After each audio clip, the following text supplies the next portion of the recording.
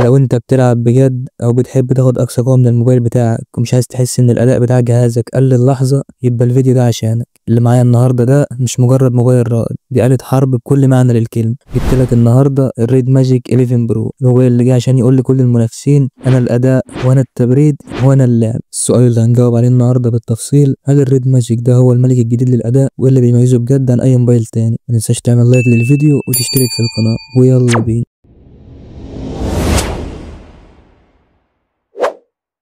نبدأ جولتنا مع الوحش ده بالتصميم، والتصميم هنا بيقول لك حاجة واحدة بس: أنا ملك اللعب. الموبايل بيجي بخامات قوية، بيجي بظهر من الإزاز وحواف من المعدن، والظهر فيه خطوط حادة وجريئة جدا، حاجة مش هتلاقيها على أي موبايل تاني. كمان الأبعاد ضخمة نسبيا عشان تعرف تمسك الموبايل كويس وأنت بتلعب، وده بيخدم المروحة الداخلية. أما الحكاية اللي في الموبايل بقى، نظام التبريد ايس 12.0 كولينج سيستم، دي هي النقطة اللي بتبعده عن أي منافس. نظام التبريد هنا متعدد الطبقات، وبيشمل مروحة تبريد فعلية تربو فان بتلف لحد 24,000 لفة في الدقيقة، ودي بتسحب الهواء ساقع تدخله جوه الموبايل وتخرجه سخن من الناحية التانية. أما الطبقة التانية بقى غرفة تبخير عملاقة فيبر تشامبر، ودي بتمتص الحرارة من المعالج مباشرة. وفي طبقة بقى من الجيل الحراري عالي الكفاءة، وبصراحة مفيش أجمد من كده. خليني أقول لك إن التصميم حرفيا تحفة فنية لعشاق الجيمنج. أما بالنسبة للمستخدم العادي فمش هيكون عملي بصراحة. ونظام التبريد بقى فده الأفضل بلا منازع، ده اللي بيضمن لك إن أداء المعالج ما يضعفش أبدا. المروحة بس هتكون مزعجة شوية لو أنت قاعد في مكان هادي. نسيت أقول لك إن في نسخة ظهر الموبايل بيكون ظاهر في سائل التبريد وهو بيتحرك، وبصراحة شكلها جامد أوي.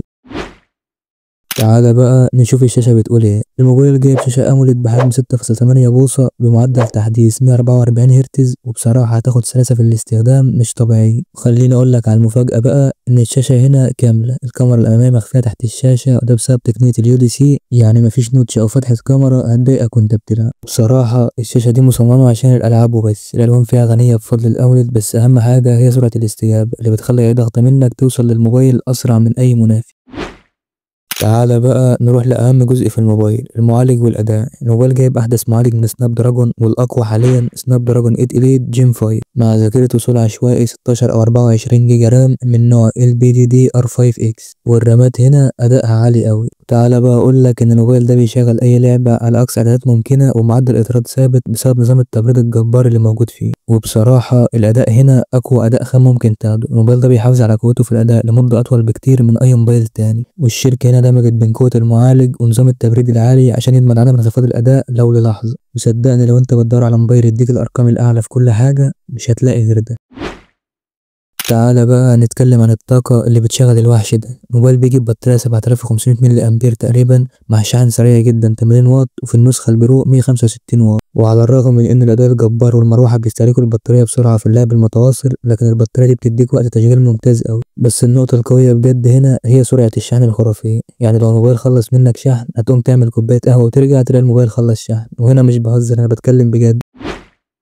تعالى بقى نروح للكاميرا، وخلينا نسأل سؤال الأول: هل موبايل الألعاب ده ممكن ينافس في موضوع الكاميرا؟ تعالى نشوف. الموبايل جايب كاميرا رئيسية 50 ميجا بكسل، أدائها كويس أوي في الإضاءة العالية وهتاخد منها صور محترمة، وكاميرا أمامية تحت الشاشة 16 ميجا بكسل. خليني أقول لك بصراحة إن الكاميرا هنا مش الأفضل في الفئة دي، هي بتطلع صور كويسة في الإضاءة الممتازة، لكن مجرد ما الإضاءة تقل هتحس إن التفاصيل بتقل مقارنة بموبايلات تانية في نفس السعر. الكاميرا الأمامية تحت الشاشة هي تمن الضد، يعني جودتها مقبولة لكن مش هتكون بنفس وضوح الكاميرات الأمامية العادية. وخليني أقول لك إن الشركة تركيزها بالكامل بيكون على الأداء والتبريد والشاشة السريعة، وبصراحة مش هتلاقي أفضل منهم في أي موبايل تاني. أما لو بتدور على كاميرا ممتازة يبقى تبص على موبايل تاني.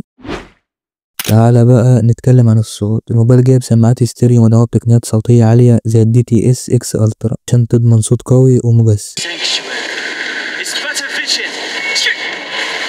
الصوت هنا مش بس عالي، لا هو كمان فيه عمق وتفاصيل بتسمع بيها الخطوات حوالين منك، وهتاخد تجربة لعب رايقة قوي. وتعالى بقى للمفاجأة، وهي منفذ السماعات 3.5 مللي، ودي مفاجأة مش موجودة في معظم الموبايلات الرائدة حاليا. الريد ماجيك 11 برو لسه محافظ على منفذ السماعات التقليدي.